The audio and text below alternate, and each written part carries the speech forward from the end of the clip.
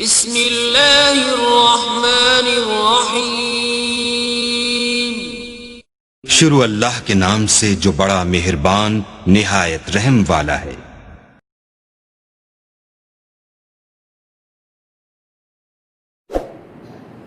لا حول ولا قوة إلا بالله العلي العظيم حسبنا الله نعم الوكيل نعم المولى ونعم النصير الحمد لله رب العالمين والصلاة والسلام على أهله والصلاة والسلام على أهلها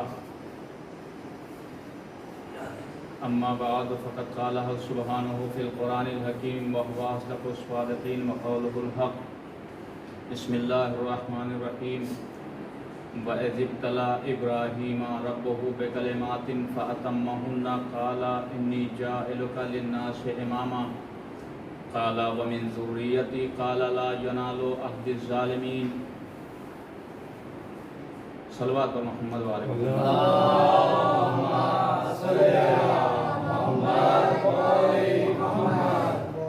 سب سے پہلے آپ حضرات کی خدمت میں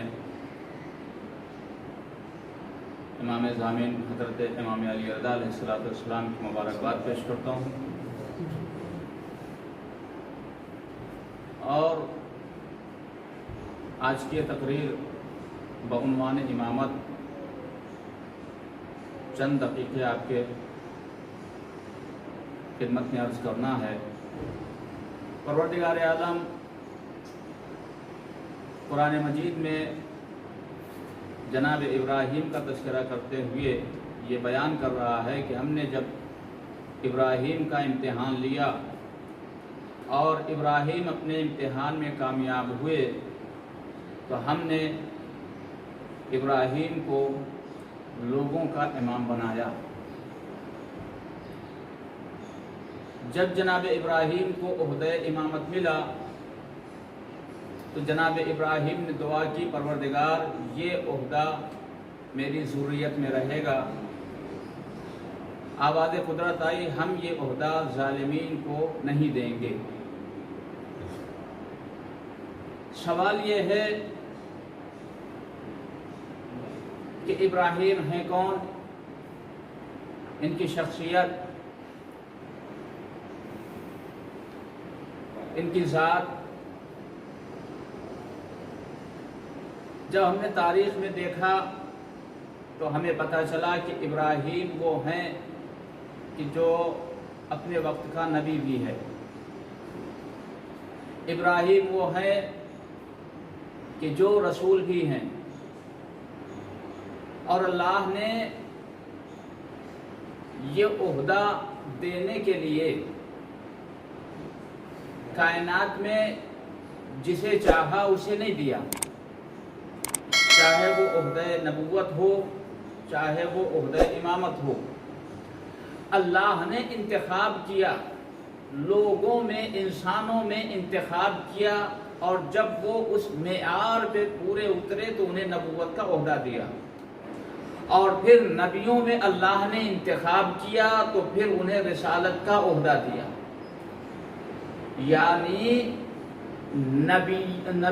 نبوت کے لیے اللہ نے انتخاب کیا انسانوں میں، اور پھر رسولوں کے لیے رسالت کے لیے انتخاب کیا نبیوں میں۔ تب آپ دیکھیں کہ یہ عہدہ رسالت کتنا اہم ہے کہ اللہ نبیوں میں انتخاب کر رہا ہے، کہ عہدہ رسالت عام عہدہ نہیں ہے کہ جسے چاہے دے دیا، اور پھر یہ انتخاب انسان نہیں کر رہا ہے، خدا کر رہا ہے کہ ہم رسول کسے بنائیں۔ لیکن جب مسئلہ امامت آیا تو اللہ نے نبیوں میں انتخاب نہیں کیا، رسالت میں انتخاب کیا، رسولوں میں انتخاب کیا کہ آیا دیکھیں کہ ان رسولوں میں امامت کا عہدہ سنبھالنے کے لیے کون ہے۔ تو اللہ نے رسالت میں رسولوں کا انتخاب کیا، اور ان رسولوں میں سب سے پہلے جناب ابراہیم کا انتخاب کیا، اور ایسے دے دیا عہدہ امامت۔ نے امتحان لیا، عہدہ امامت دینے سے پہلے امتحان لیا جناب ابراہیم کا اللہ نے، اور جناب ابراہیم جب اس امتحان میں کامیاب ہو گئے تب اللہ نے عہدہ امامت دیا، اور جب عہدہ امامت جناب ابراہیم کو مل گیا تو فوراً دعا کرتے ہیں کہ وَمِن ذُرِّيَّتِي، پروردگار یہ عہدہ میری ذریت میں رہے گا. تو آواز قدرت آئی کہ ہم یہ عہدہ ظالمین کو نہیں دیں گے. بھائی نبی بھی ہیں، رسول بھی ہیں، لیکن نبوت ملی تو جناب ابراہیم نے دعا نہیں کی کہ پروردگار یہ عہدہ نبوت میری ذریت میں رہے گا. رسالت ملی تو جناب ابراہیم نے دعا نہیں کی کہ پروردگار یہ عہدہ رسالت میری ذریت میں رہے گا. لیکن جیسے ہی عہدہ امامت ملا فوراً دست دعا بلند کیے کہ یہ عہدہ میری ذریت میں رہے گا. تو آواز آئی ہم ظالموں کو امام نہیں بناتے ہیں. تو اس کا مطلب یہ ہے کہ عہدہ امامت اتنا اہم تھا کہ جناب ابراہیم نے دعا کی اور خواہش کی کہ یہ عہدہ امامت میری ذریت میں رہے. اور پھر اللہ کا یہ انتخاب کہ ہم رسولوں میں انتخاب کریں گے امامت کے لیے. تو اس کا مطلب یہ ہوا کہ جو امام ہوگا اس کے اندر کم سے کم جوہر رسالت پایا جائے. جو امام ہوگا اس کے اندر جوہر رسالت ہوگا، اور اگر جوہر رسالت نہیں ہوگا تو وہ امام نہیں ہوگا. اب کیا کہنے میرے نبی کا کہ میرے نبی نے فرمایا کہ میرے بعد میرے 12 وصی ہوں گے، اور یہ کہنے کے بعد کہ رسول نے کہا کہ اولنا محمد، اوسطنا محمد، آخرنا محمد، وکلنا محمد، کہ ہمارا پہلا بھی محمد ہے، ہمارا آخر بھی محمد ہے، ہمارا اوسط بھی محمد ہے، ہم سب کے سب محمد ہیں. یہ حدیث رسول بتاتی ہے کہ ان کے 12 جانشینوں میں جوہر رسالت موجود تھا. اور ایسا نہیں ہے کہ یہ صرف زبانی ہو بلکہ جوہر رسالت کا اظہار بھی ہوا. خود رسول نے فرمایا کہ اگر میرا کمال، میرا جمال، میری سیرت، میری صورت، میری رفتار، میری گفتار، میرا کردار دیکھنا ہو تو علی میں دیکھو. یہ حدیث ثابت کر رہی ہے. اور پھر ایک واقعہ 8ویں امام کے مناسبت سے کہ 8ویں امام کا دور ہے، ان کے ایک صحابی نے خواب دیکھا، محمد ابن عیسیٰ نے خواب دیکھا کہ ایک مسجد ہے جہاں حاجی آ کے وہاں نماز پڑھتے ہیں. انہوں نے دیکھا کہ وہ مسجد ہے اور محراب میں پیغمبر اکرم بیٹھے ہوئے ہیں. یہ بھی پہنچے، رسول اسلام کو سلام کیا. یہ خواب ہے، حقیقت نہیں. ایک خواب دیکھا، اس کا حقیقت سے کوئی تعلق نہیں ہونا چاہیے، لیکن خواب دیکھا کیا کہ میں نے پیغمبر اسلام کو مسجد کی محراب میں بیٹھے ہوئے دیکھا.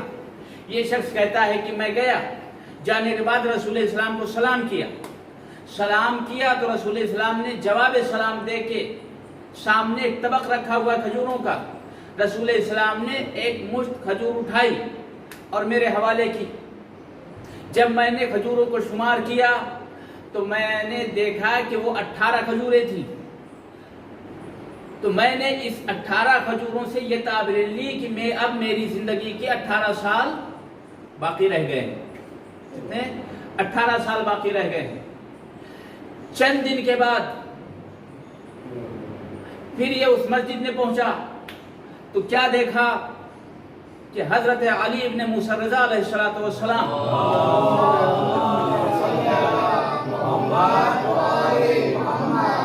اسی جگہ پہ بیٹھے ہوئے ہیں جہاں خواب میں رسول اللہ کو دیکھا تھا.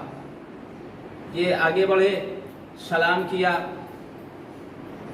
امام نے جواب سلام دیا اور امام نے ایک مشت کھجور اٹھائی اور محمد کے حوالے کی. جب محمد نے ان کھجوروں کو شمار کیا تو وہ کھجوریں 18 نکلی. انہوں نے کہا سرکار کچھ اور دے دیجئے. تو مولا نے مسکرا کے کہا کہ اگر میرے جد نے تجھے زیادہ دیے ہوتے تو میں بھی دیتا.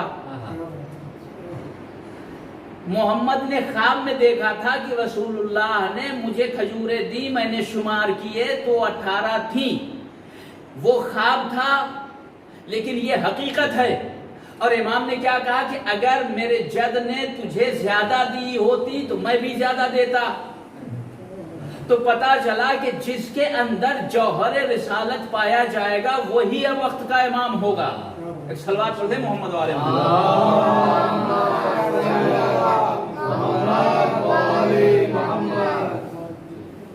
جو اپنے وقت کا امام ہوگا اس کے اندر جوہر رسالت پایا جائے گا.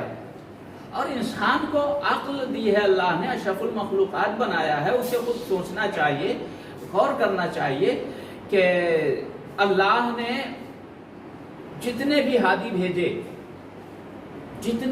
بھیجے، ہمارے نبی کے بعد نبوت ختم، رسالت ختم، اب کوئی نہ ہادی ہے نہ کوئی رہبر ہے، تو انسانوں کا سلسلہ تو ختم ہوا نہیں. انسان تو قیامت تک آتے رہیں گے، جاتے رہیں گے. تو نبوت اور رسالت کا سلسلہ جب ختم ہو گیا تو ان کے بعد ہادی کون؟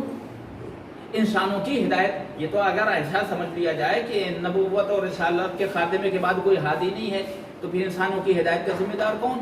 ہم عام انسانوں میں اگر انتخاب کر لیں تو وہ بھی ہماری طرح ہے. ہادی معصوم ہونا چاہیے، ہادی منصوص من اللہ ہونا چاہیے، اس کے ہاں خطا کا امکان نہ ہو، اس کے ہاں لغزش کا امکان نہ ہو. جو خود بھٹک جائے گا وہ دوسروں کو کیا راہ راست پہ لائے گا؟ جس سے خود خطا کا امکان ہو وہ دوسروں سے کو خطا کرنے سے کیسے روکے گا؟ تو ہادی کے لیے ضروری ہے کہ وہ معصوم ہو، وہ معصوم عن الخطا ہو، وہ من جانب اللہ ہو. تو یہ سوچنا چاہیے. تو رسول تو چلے گئے اس دنیا سے، ہماری ہدایت کون کرے؟ تو اگر نبوت کے بعد ہادی نہیں ہے تو پھر ہمارے لیے تو آسانی ہو جائے گی محشر میں. پروردگار ہم کیا کریں؟ ہم سے خطائیں ہوئی ہیں، ہم سے غلطیاں ہوئی ہیں، تو اس میں ہماری کوئی ذمہ داری تو ہے نہیں، ہماری کوئی غلطی تو ہے نہیں، کیونکہ تو نے ہادی ہی نہیں دیے تھے. اس کے بعد ختم ہو گیا سلسلہ. ہم ہدایت کس سے لیتے؟ ہم نے جو اچھا سمجھا وہ کیا. ٹھیک ہے، لیکن ایسا نہیں. اسلام دین عقل ہے، اسلام دین عقل ہے، اور اللہ نے انسان کو عقل دیا ہے اور اشرف المخلوقات بنایا ہے. تو یہ انسان عقل کے ذریعے سوچے کہ قیامت تک انسان رہے گا تو پھر قیامت تک ہادی بھی کوئی نہ کوئی رہے گا، اور جو ہادی رہے گا وہ معصوم ہوگا. کیوں؟ گناہگار ہادی ہو ہی نہیں سکتا. جو ہادی رہے گا وہ معصوم رہے گا. الحمدللہ ہمارے ہاں جو ہماری کتابیں ہیں، کتب اربع، اس کتاب کی شروعات باب عقل سے ہوتی ہے. کتاب العقل، کہ انسان پہلے اپنی عقل سے پرکھے، سمجھے، چاچے، سوچے، پھر دین اسلام میں. دین اسلام پاگلوں کے لیے دین نہیں ہے، یہ دیوانوں کا دین نہیں ہے، یہ صاحب عقل کا دین ہے. اور یہی سبب ہے کہ سب سے پہلی دعوت جو ہوئی اسلام میں، سب سے پہلی نشست جو ہوئی اسلام میں، اس میں جتنے بھی آئے وہ صاحب عقل تھے. دعوت ذوالشیرہ جو اسلام کی سب سے پہلی دعوت ہے، اس میں اللہ کے رسول نے کتنے لوگوں کو بلایا؟ مکہ میں عام اعلان نہیں کیا تھا کہ آ جاؤ سب، نہیں، خاص لوگوں کو بلائے گئے، اور ان خاص میں عمر کا بھی لحاظ رکھا گیا. سب کو نہیں بلا لیا گیا تھا کہ جتنے سب آ جاؤ، 10 سال 12 سال 14 سال 15 سال 25 سال نہیں، جتنے آئے. جہاں تاریخ نے یہ لکھا کہ 40 آئے، وہیں تاریخ نے یہ بھی لکھا کہ جتنے آئے سب 40 کے ایج سے زیادہ کے آئے، یعنی 40 پلس آئے. تو آخر یہ 40 پلس بلانے کی ضرورت کیا تھی؟ تو حکمہ نے اس کا راز بتایا کہ حکمہ کہتے ہیں کہ انسان کی عقل تکمیل ہوتی ہے 40 سال کے بعد. انسان کی عقل مکمل ہوتی ہے 40 سال کے بعد، یعنی اب جو وہ عقل سے فیصلہ لے گا وہ پختہ ہوگا، مضبوط ہوگا، صحیح ہوگا.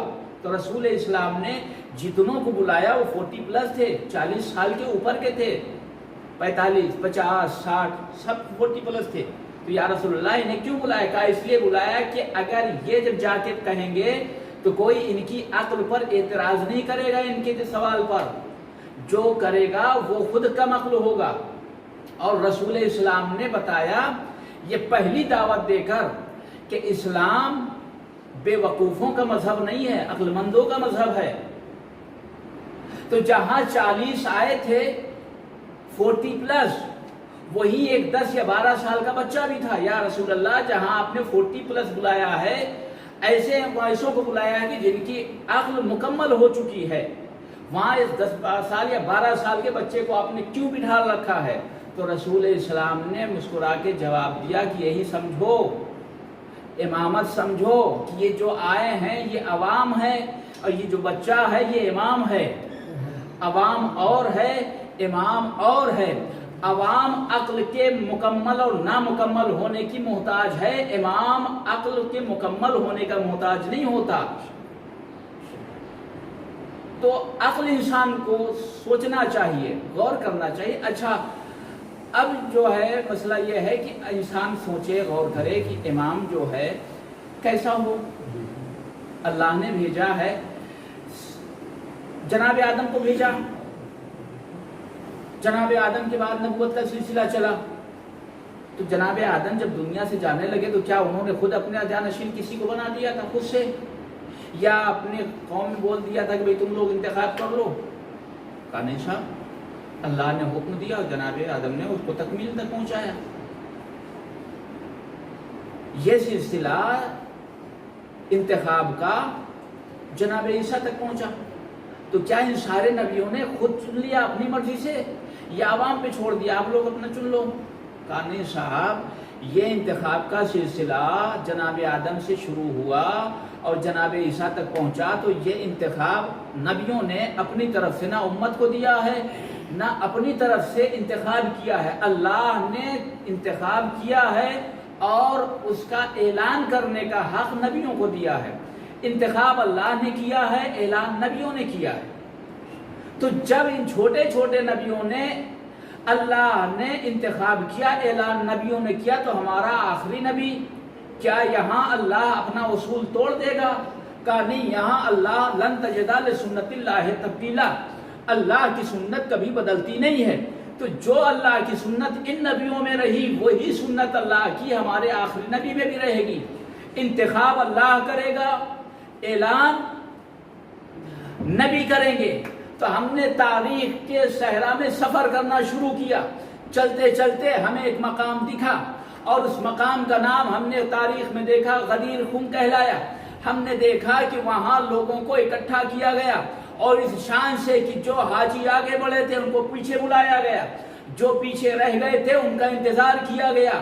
کیوں یہ مجمع اکٹھا کیا گیا؟ کہا اس لیے کہ اللہ نے کہا یا ایھا الرسول بلغ ما انزل الیک من ربک، اے میرے حبیب اس کو پہنچا دو جس کا تمہارے رب کی طرف سے نازل ہوا. کس کی طرف سے؟ رب کی طرف سے جو نازل ہوا ہے اسے پہنچا دیجئے. کس کی طرف سے؟ رب کی طرف، سب کی طرف سے نہیں، رب کی طرف سے. ایک صلوات پڑھیں محمد والے محمد.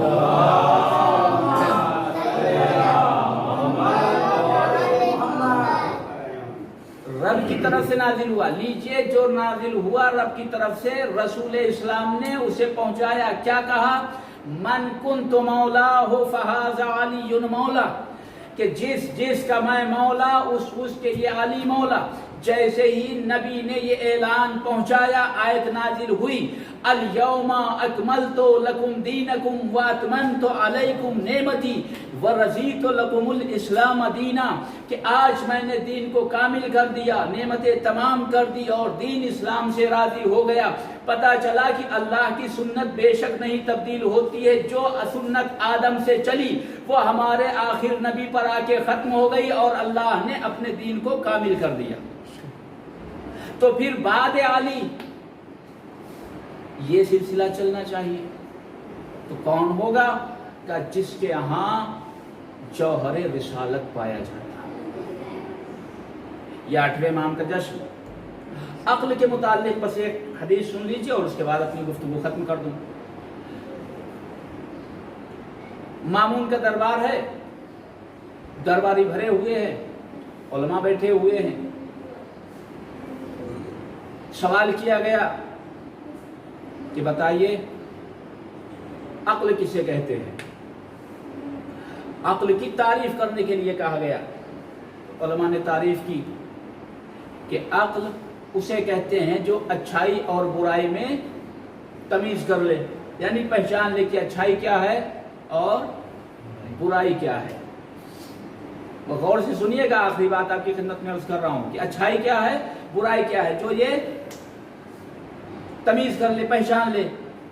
तो मामून ने इमाम से पूछा, फर्जंद रसूल आप क्या कह रहे हैं? तो इमाम ने कहा कि अगर अच्छाई और बुराई में तमीज़ करने का नाम अक्ल है तो फिर गधे को बेवकूफ़ क्यों कहा जाए? गधे को गधा क्यों कहा जाए? इसलिए कि अगर उसके सामने एक तरफ हरी घास रखी जाए, एक तरफ सूखी घास रखी जाए, तो वो भी हरी घास खाएगा, सूखी नहीं। तो वो भी अच्छाई और बुराई की तमीज़ करता है। तो अगर यही दलील है तो फिर गधे को गधा क्यों कहा जाए? तो मामून ने कहा आप फरमा दें अक्ल की तारीफ, अक्ल किसे कहते हैं? तो इमाम ने फरमाया कि जो दो नेकियों में और जो दो बुराइयों में फ़र्क पैदा कर दे वो उसे अक्ल कहते हैं। यानी दो नेकियों में इंसान तमीज़ कर ले कि इन दो नेकियों में सबसे बड़ी नेकी कौन है और उसे इंसान अमल में लाए, और दो बुराइयों में इंसान ये तमीज़ कर ले कि इसमें सबसे बड़ी बुराई कौन है और उसे तर्क कर दे, इसे कहते हैं अक्ल। ये कह के सारे मजमे ने जब ये सुना तो वाह वाह सुभान अल्लाह का शोर हुआ।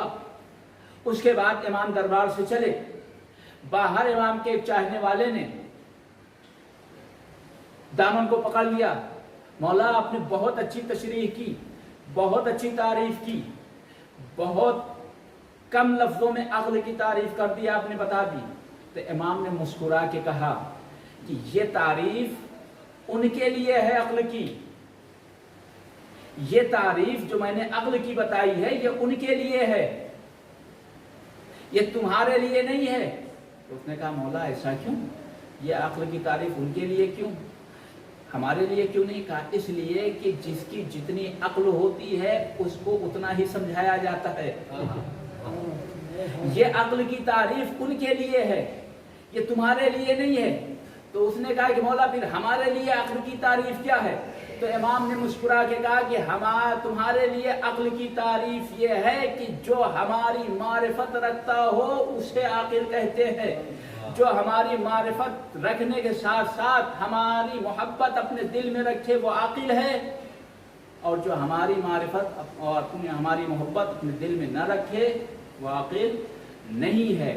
इसीलिए कहा गया है कि मम्माता वलम यारिफ इमाम ज़माने ही फ़क़द माता मैततन जाहिलिया, की जो अपने ज़माने के इमाम को पहचाने बगैर मर जाए वो जाहिलियत की मौत मरता है, वो कुफ्र की मौत मरता है। आइए हम दुआ करते हैं परवरदिगार हम सबको अपने ज़माने के इमाम की मारिफत हासिल करने की तौफ़ीक़ अता फरमाए। परवरदिगार इस बाबरकत जश्न के तुफ़ैल में इस मासूम की आमद के सदक़े में हम सबको अहले बैत अलैहिस्सलाम के रास्ते पर चलने की तौफ़ीक़ अता फरमाए। हम सबको सच्चा अहले बैत का पैरोकार बनने की तौफ़ीक़ अता फरमाए। व आखिरु दावाना अनिल हम्दुलिल्लाहि रब्बिल आलमीन। इन्नल्लाह व मलाइकतहु युसल्लूना अलन नबी या अय्युहल्लज़ीना आमनू सल्लु अलैहि व सल्लिमू तस्लीमा।